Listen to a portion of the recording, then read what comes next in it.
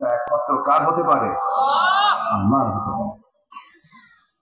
এই দুজন মানুষ যে এসেছেন পৃথিবীতে, কেউ কিন্তু এই দুনিয়াতে এমনি এমনি আসেন না। এই দুজন মানুষকে আল্লাহ তাআলা একটা লক্ষ্যে পাঠিয়েছেন। সে লক্ষ্য হলো এই আকাশের মালিক যিনি, জমিনের মালিক যিনি, সাতটা আসমানের মালিক যিনি, সেই আল্লাহর গোলামি করার জন্য আমরা কিন্তু দুনিয়াতে এসেছি। তার হুকুমকে মেনে নেওয়ার জন্যই কিন্তু আমরা পৃথিবীতে এসেছি। এবং যখন এই দুজনকে যখন পাঠানো হলো, আল্লাহ পাক ক্লিয়ার করে দিলেন কেন পাঠানো হলো। আল্লাহ রাব্বুল আলামিন বলেন, قُلْنَا اهْبِطُوا مِنْهَا جَمِيعًا فَإِمَّا يَأْتِيَنَّكُم مِّنِّي هُدًى فَمَن تَبِعَ هُدَايَ فَلَا خَوْفٌ عَلَيْهِمْ وَلَا هُمْ يَحْزَنُونَ। জোরে বলুন আল্লাহু আকবার। আদমরে হাওয়ারে তোমরা দুজন মিলে দুনিয়াতে চলে যাও। আমার পক্ষ থেকে যদি কোনো হেদায়েতের কিতাব চলে যায়, এই কিতাবের যে ইত্তেবা করবে, অনুসরণ করবে, তার কোনো চিন্তা নাই, তার বিন্দু পরিমাণ কোনো ভয়ের কারণ নাই। জোরে বলি সুবহানাল্লাহ। তাহলে প্রথম মানুষ যে এসেছেন তিনি কি খালি হাতে এসেছেন না কিতাব নিয়ে এসেছেন? তাহলে যার হাতে কিতাব থাকে, যিনি কিতাব পড়েন, তিনি কি মূর্খ না শিক্ষিত? শিক্ষিত। কিন্তু আমাদের সবার বাবা, আমাদের পিতা আদম ছিলেন শিক্ষিত না অশিক্ষিত? মূর্খ না জ্ঞানী?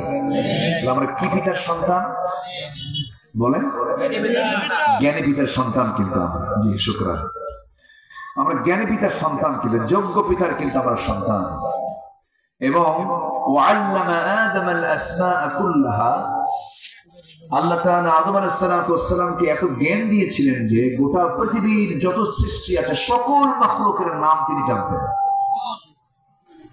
কিয়ামত পর্যন্ত এমন জ্ঞানী মানুষ আসবে? এখনো কেউ জানে বলেন? সমুদ্রের তলে কি আছে? এই আকাশ থেকে জমিন পর্যন্ত সমুদ্র, পাহাড়, নদ, নদী, খাল, বিল, জঙ্গল, সব কিছুর নাম আল্লাহ তাআলা আদমের সিনার মধ্যে আল্লাহ পাক ঢুকায় দিয়েছিলেন।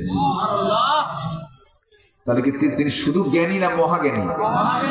আমাদের বাপ ছিলেন শুধু জ্ঞানী না বিশেষ জ্ঞানী? বিশেষ জ্ঞানী। এবং যাকে বিজ্ঞানী বলা হয়, বিশেষ জ্ঞান যার আছে সেই তো বিজ্ঞানী। তাহলে সেই জ্ঞানী এবং মেধাবী বিচক্ষণ ব্যক্তির পিতার সন্তান হচ্ছে আমরা।